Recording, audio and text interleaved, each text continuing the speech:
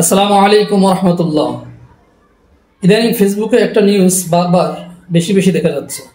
আমরা যারা Facebook, YouTube, Instagram, TikTok এই সমস্ত সাইটগুলিতে অ্যাক্টিভ থাকি তারা হর হামেশাই এই নিউজগুলি দেখতে পাই।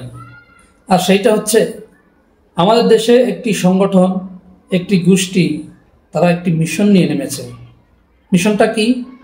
সেটা হচ্ছে আমাদের কোমলমতি মা বোনদের, আমাদের স্ত্রীদের, মেয়েদের ইজ্জত হরণের মিশন, তাদের অপবিত্র করার একটি মিশন। এইটায় তারা ইদানিং খুব বেশি সাফল্য অর্জন করতেছে। আর এটার কারণ হচ্ছে আমরা যারা গার্ডিয়ান মণ্ডলী আছি তারা কিন্তু এই দায় কখনো এড়াতে পারবো না।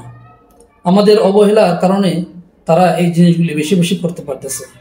আজকে যদি আপনি আপনার মেয়ের প্রতি বেশি খেয়াল রাখতেন, আপনার বোনের প্রতি, আপনার স্ত্রীর প্রতি যদি একটু বেশি নজরদারি করতেন, সে কোথায় যাচ্ছে, কার সাথে ঘোরাফেরা করতেছে, কার সাথে মেলামেশা করতেছে, এটা যদি আপনি একটু খেয়াল করতেন তাহলে এই জিনিসগুলি এত সহজে ঘটতে পারতো না।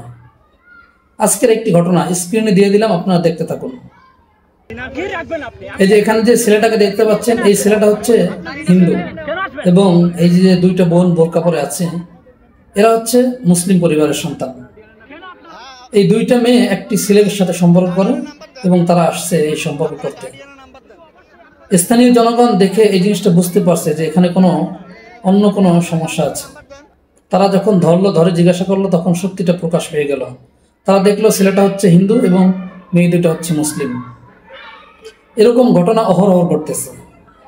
কিছুদিন আগে আমরা শুনতে পেলাম গাজীপুরে একটি ছেলে একটি মাদ্রাসা পড়ুয়া 13 বছরের মেয়েকে একটি রুমে 3 দিন পর্যন্ত আটকে রেখে তাকে ধর্ষণ করছে। এরকম ঘটনা অহরহ ঘটতেছে এবং ভবিষ্যতে ঘটবে যদি আমি সজাগ দৃষ্টি না রাখি। এখন আমি যদি এই সজাগ দৃষ্টি না রাখি তাহলে কি হতে পারে? হাসরের মাঠে তো আপনার আমার বিচারের সম্মুখীন হতেই হবে।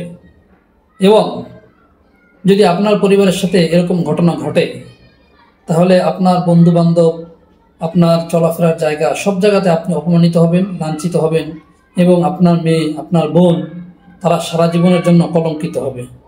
এই জন্য আসুন আমরা সকলেই চেষ্টা করি এই জিনিসটাকে প্রতিরোধ করার, যাতে তারা সাফল্য না পায়, এই ঘটনা যাতে তারা দ্বিতীয়বার না ঘটাতে পারে। আমরা এর প্রতি সজাগ দৃষ্টি রাখবো যাতে করে আমাদের মা বোনদের ইজ্জত আমরা হেফাজত করতে পারি।